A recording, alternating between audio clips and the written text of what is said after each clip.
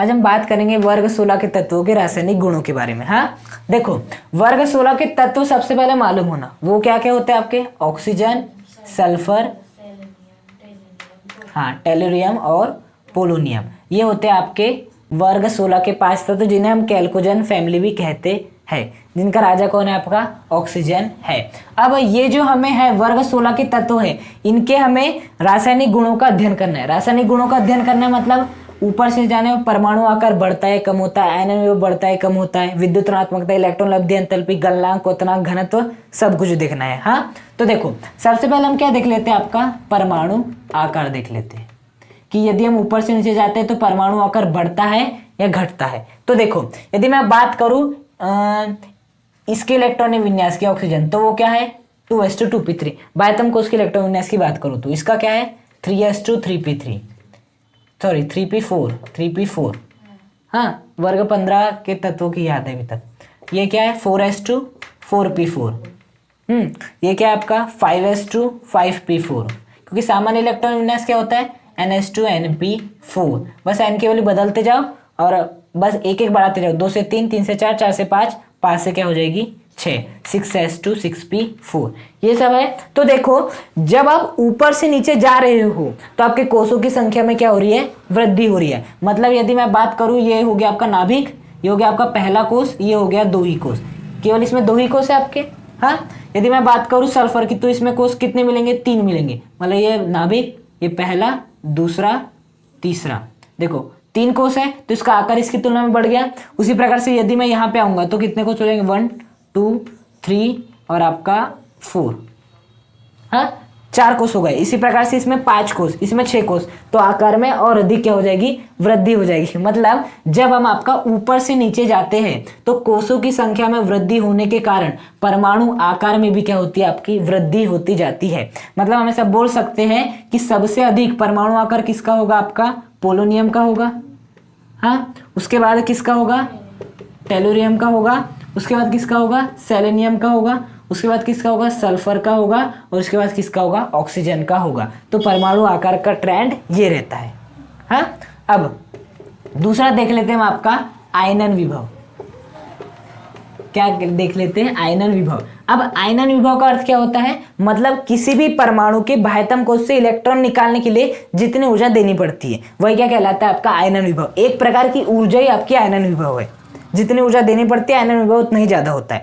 यदि ऊर्जा ज्यादा दे रहे हो आयनन विभव भी ज्यादा, ऊर्जा कम दे रहे हो तो आयनन विभव भी कम। हाँ अब देखना, यदि मुझे oxygen, sulphur, selenium, tellurium, polonium के बाह्यतम कोष से इलेक्ट्रॉन निकालना है तो मुझे किसके विरोध में काम करना पड़ेगा, नाभिक के विरोध में, है ना। क्योंकि इस नाभिक ने जो बाह्यतम कोष के इलेक्ट्रॉन है इन्हें क्या रखा है, मजबूती से पकड़ रखा है।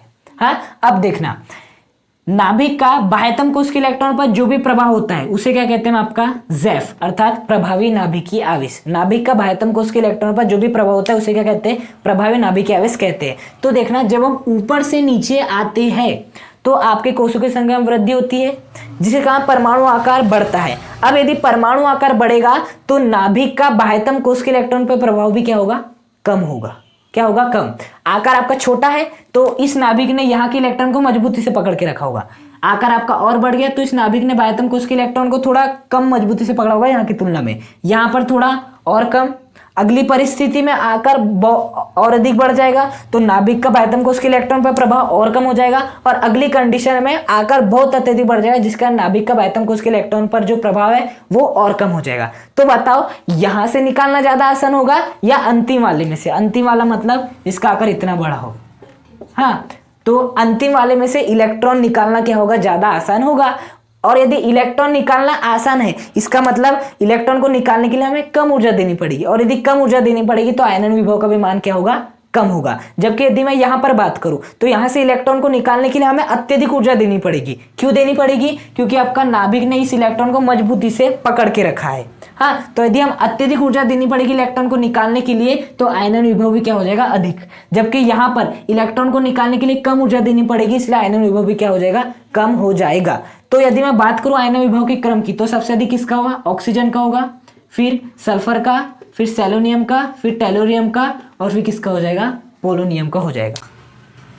तो अब हम तीसरा क्या देख लेते हैं, पहला देखिए परमाणु आकार, दूसरा देखिए हमने आयनन विभव। अब तीसरा क्या देख लेते हैं हम, आपकी विद्युत ऋणात्मकता। क्या देख लेते हैं, विद्युत ऋणात्मकता देख लेते हैं। देखो विद्युत ऋणात्मकता का अर्थ क्या होता है, जब भी कोई भी आपका एकल सहसंयोजी बंध बनाता है, कौन सा बंध बनाता है, एकल सहसंयोजी बंध बनाता है, तो इलेक्ट्रॉनों को खींचने की क्षमता क्या कहलाती है, आपकी विद्युत ऋणात्मकता कहलाती है। जैसे कि HF की बात करते हैं, H और F इस प्रकार से बनता है। अब यहां पर डील क्या होती है, यहां पर कौन सा बंध बना है, सहसंयोजी बंध बना है, तो पर डील होती है कि हाइड्रोजन तू अपने के इलेक्ट्रॉन रख, फ्लोरीन बोलता है मैं अपने के इलेक्ट्रॉन रखता हूं, और दोनों के बीच डील बन जाती है। इस प्रकार से वो लोग इलेक्ट्रॉन रखते हैं। लेकिन यहां पर फ्लोरीन की पावर क्या होती है, अधिक होती है। फ्लोरीन की जो शक्ति होती है वो अधिक होती है, विद्युत ऋणात्मकता इसकी अधिक होती है, जिसके कारण ये इन दोनों इलेक्ट्रॉनों को क्या कर लेता है, खींच लेता है, ग्रहण नहीं करता पूरी तरह से, केवल क्या कर लेता है, खींच लेता है। तो ये वाला जो इलेक्ट्रॉन आपको इसके पास दिख रहा है ना, तो ये वाला इलेक्ट्रॉन कुछ समय पश्चात आपको इसी के पास दिखाई देगा। देखो ये इसके इलेक्ट्रॉन और इसके भी इलेक्ट्रॉन को इसने खींच लिया, केवल खींचा है। हाँ, इससे हाइड्रोजन से जो इलेक्ट्रॉन थे वो हल्के से दूर गए, तो इस पे क्या आ जाएगा, पार्स पॉजिटिव, और इसके पास इलेक्ट्रॉन हल्के से पास है, इसके लिए इसके ऊपर क्या आ जाएगा, पार्स नेगेटिव। तो इस प्रकार से एकल सहसंयोजी बंध में इलेक्ट्रॉनों को खींचने की क्षमता क्या कहलाती है, आपकी विद्युत ऋणात्मकता। फ्लोरीन की विद्युत ऋणात्मकता पूरी आवर्त सारणी में सबसे अधिक होती है, ये हम सभी जानते हैं। हाँ, तो विद्युत ऋणात्मकता का अर्थ समझ में आया। अब देखो यदि मैं बात करूं इन सभी तत्वों की, oxygen, sulphur, selenium, tellurium, polonium.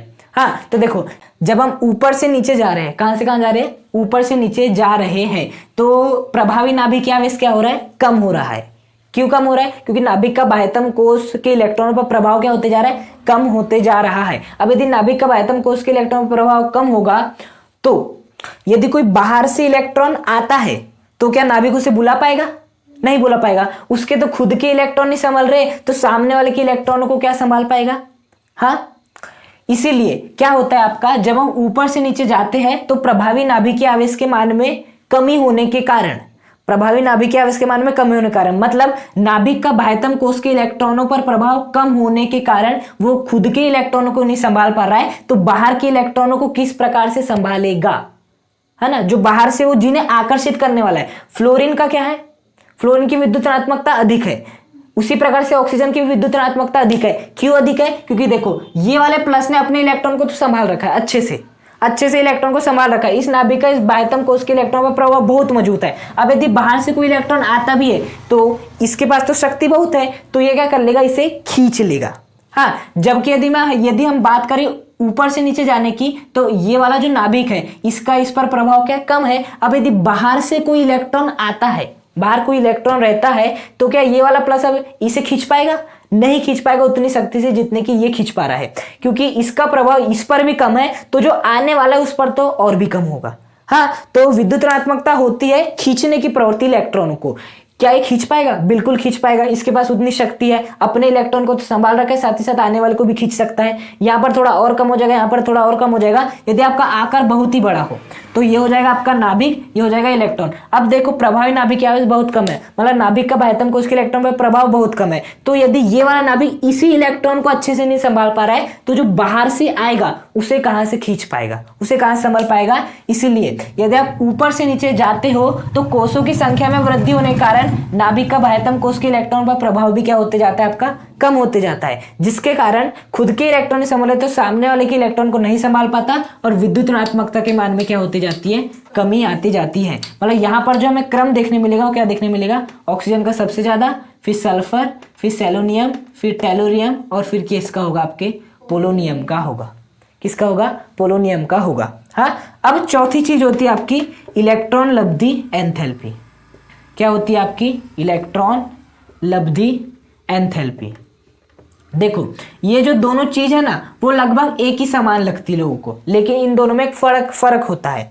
देखो विद्युत ऋणात्मकता का मतलब होता है इलेक्ट्रॉन को खींचने की क्षमता, जबकि इलेक्ट्रॉन लब्धि एंथैल्पी का मतलब होता है इलेक्ट्रॉन को खींचना भी है, इलेक्ट्रॉन को रखना भी है, दोनों चीज करनी होती है इसमें केवल इलेक्ट्रॉन को खींचना रहता है। इलेक्ट्रॉन लब्धि एंथैल्पी में क्या करना रहता है, इलेक्ट्रॉन को खींचने के साथ साथ ग्रहण भी करना होता है।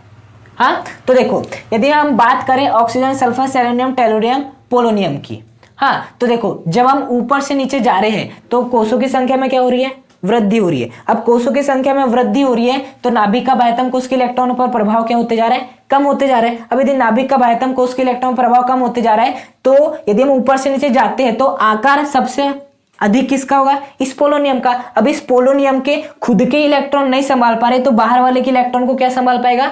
तो यदि हम बात करें इलेक्ट्रॉन लब्धि एंथैल्पी का भी तो क्रम क्या होना चाहिए, क्रम ये होना चाहिए कि सबसे अधिक होगा ऑक्सीजन का, फिर सल्फर का, फिर सेलेनियम का, फिर टेलोरियम का, फिर पोलोनियम का, है ना। देखो सबसे पहली बात तो इलेक्ट्रॉन लब्धि एंथैल्पी में दो चीज करना है, पहले इलेक्ट्रॉन को खींचना भी है, इलेक्ट्रॉन को खींचना भी है, साथ ही साथ इलेक्ट्रॉनों को ग्रहण भी करना है। दो चीज आपकी, खींचना भी है, ग्रहण भी करना है। अब यहां पर दोनों चीज महत्वपूर्ण है, ऐसा नहीं कि आप ग्रहण करवा सकते हो लेकिन खींच नहीं सकते, आप जगह दे सकते हो लेकिन उसे खींच नहीं सकते। हाँ, तो यदि हम बात करें, ये क्या आपका ऑक्सीजन है, छोटा सा है, ये खींच तो बहुत सकता है लेकिन क्या रख सकता है, नहीं रख सकता, क्योंकि आकार छोटे, इसके खुद के इलेक्ट्रॉन मतलब कि बहुत अधिक है। अब हम बात करें आपकी किसकी बात करें, पोलोनियम, इसका आकार कितना है, बहुत बड़ा है, लेकिन क्या है खींच सकता है, नहीं खींच सकता। तो यहां पर हमें दोनों फैक्टर को ध्यान में रखते हुए चीज चलानी। यहां पर केवल खींचने की बात आती है तो खींचने में ये बहुत आसानी से खींच सकता है इलेक्ट्रॉनों को, इसलिए आपको ये क्रम देखने मिलता है। इलेक्ट्रॉन लब्धि एंथैल्पी में दोनों देखना रहता है हमें, आप कितने अच्छे से खींच पाते हो और जो खींच लिए उन्हें कितने अच्छे से स्थान दे पाते हो। अब यदि मैं बात करूं ऊपर से नीचे जब हम जाते हैं तो क्या होता है, आपका कोषों की संख्या में वृद्धि के कारण प्रभावी नाभिकीय आवेश कम होता जाता है, नाभिक का बाह्यतम कोष के इलेक्ट्रॉन पर प्रभाव कम होते जाता है, जिसके कारण वो खुद के नहीं संभाल पाए तो बाहर वाले के क्या संभाल पाएगा। तो अब ये पोलोनियम, टेलोरियम, सेलेनियम को तो भूल ही जाओ क्योंकि इनका आकार बड़ा होता है, ये लोग नहीं खींच सकते बाहर से आने वाले इलेक्ट्रॉनों को, क्योंकि इनके खुद के इलेक्ट्रॉन नहीं संभल रहे तो बाहर वाले को क्या संभालेंगे। हाँ, लेकिन ये जो सल्फर है, ये वाला ऑक्सीजन है, ये कर सकते हैं। अब ऐसा क्यों, क्योंकि जो आपका ऑक्सीजन होता है वो तो खींच सकता है, बहुत तेजी से खींच सकता है, ये इसकी तुलना में कम तेजी से खींचेगा लेकिन इसका आकार कैसा है, बड़ा है। तो यहां पर क्या होता है आपका, हम सोचते हैं कि सबसे अधिक ऑक्सीजन का होगा, फिर सल्फर का, फिर सेलेनियम का, फिर टेलोरियम का और फिर किसका होगा, पोलोनियम का होगा। लेकिन होता क्या है, क्रम होता है आपका ये वाला, सबसे अत्यधिक होता है सल्फर का, फिर होता है आपका ऑक्सीजन का। यहां पर हमें दोनों चीजों को ध्यान में रखना है। ऑक्सीजन तेजी से खींच तो सकता है, खींच लेगा वो, लेकिन इलेक्ट्रॉन को नहीं रख सकता, वो इलेक्ट्रॉन को नहीं रख सकता क्योंकि उसका आकार बहुत ही छोटा है। लेकिन ये हालांकि इसकी तुलना में ये कम खींचेगा लेकिन इसके पास स्थान अधिक है। तो यदि स्थान देने की बात आएगी तो कौन अधिक स्थान दे पाएगा, ये अधिक स्थान दे पाएगा जबकि ये कम स्थान दे पाएगा। इसलिए सल्फर की जो इलेक्ट्रॉन लब्धि एंथैल्पी होती है वो अत्यधिक होती है ऑक्सीजन की तुलना में, और ऑक्सीजन की तो इन सबसे अधिक होती है, क्योंकि ये सब तो बेचारे खींच ही नहीं पाएंगे, इनके खुद के इलेक्ट्रॉन नहीं संभाल पा रहे तो बाहर वाले को क्या स्थान दे पाएंगे, बाहर वाले को क्या खींच पाएंगे। इसलिए सल्फर और बस यहीं पर मिसमैच होता है। ऑक्सीजन का हम सोचते अधिक होना चाहिए लेकिन आकार छोटा होने के कारण किसका अधिक होता है, सल्फर का अधिक होता है, क्योंकि इसका आकार ऑक्सीजन की तुलना में क्या होता है, बड़ा होता है। बात है समझ में आपका। चौथा पॉइंट, इलेक्ट्रॉन लब्धि एंथैल्पी। इसमें क्या याद रखना है, कोषों की संख्या में वृद्धि होती है, परमाणु आकार बढ़ता है। आयनन विभव में कोषों की संख्या में वृद्धि होता है जिसका प्रभावी नाभिकीय आवेश कम होता है, जिससे कि आयनन विभव भी क्या होते जाता है, कम होते जाता है। इसमें हमें बस खींचने की प्रवृत्ति पे ध्यान देना पड़ता है। हाँ, बस खींचने की प्रवृत्ति और कुछ नहीं ध्यान नहीं देना।